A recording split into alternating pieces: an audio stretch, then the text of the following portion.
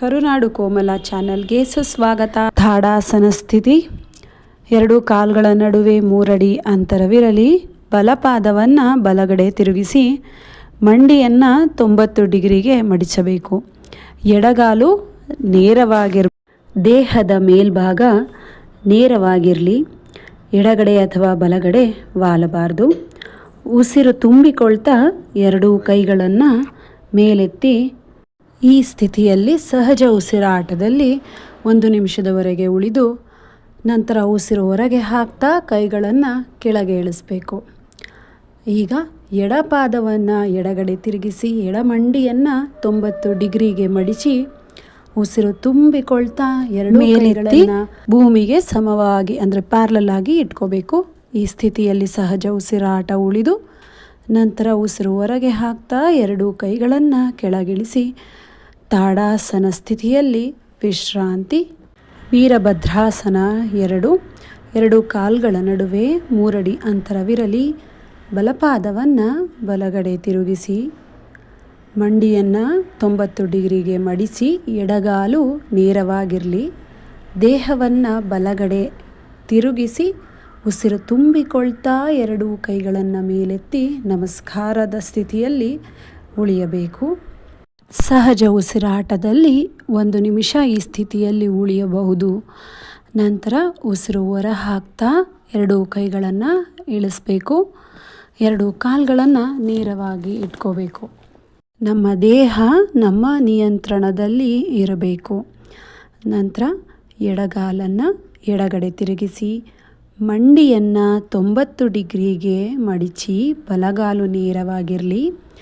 ದೇಹವನ್ನು ಎಡಗಡೆ ತಿರುಗಿಸಿ ಬೆನ್ನು ನೇರವಾಗಿರಲಿ. ಉಸಿರು ತುಂಬಿಕೊಳ್ತಾ ಉಸಿರಿನ ಜೊತೆಗೆ ಎರಡೂ ಕೈಗಳನ್ನು ಮೇಲೆತ್ತಿ ನಮಸ್ಕಾರ ಸ್ಥಿತಿಯಲ್ಲಿ ಉಳಿಯಬೇಕು. ಈ ಸ್ಥಿತಿಯಲ್ಲಿ ಸಹಜ ಉಸಿರಾಟವಿರಲಿ. ನಂತರ ಕಾಲ್ಗಳನ್ನು ನೇರ ಮಾಡಿ ಉಸಿರು ಹೊರ ಹಾಕ್ತಾ ಕೈಗಳನ್ನು ಕೆಳಗೆ ಇಳಿಸಿ ತಾಡಾಸನ ಸ್ಥಿತಿಯಲ್ಲಿ ವಿಶ್ರಾಂತಿ.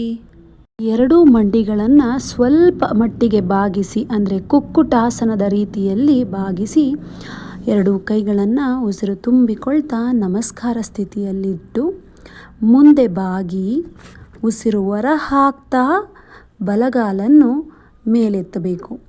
ನಮ್ಮ ದೇಹದ ಪೂರ್ತಿ ನಿಯಂತ್ರಣ ಎಡಗಾಲಿನ ಮೇಲೆ ಇರಬೇಕು. ಕುಕ್ಕುಟಾಸನದ ಸ್ಥಿತಿಯಲ್ಲಿ ನಾವು ಮಂಡಿಗಳನ್ನು ಸ್ವಲ್ಪ ಬಾಗಿಸಿ ಮುಂದೆ ಬಾಗಿದಾಗ ನಮಗೆ ನಮ್ಮ ದೇಹದ ನಿಯಂತ್ರಣ ಸಿಗುತ್ತೆ. ಅಂದರೆ ಸಮತೋಲನವಾಗಿ ನಿಂತ್ಕೊಳ್ಳೋದಕ್ಕೆ ನಮಗೆ ಸಹಾಯ ಆಗತ್ತೆ.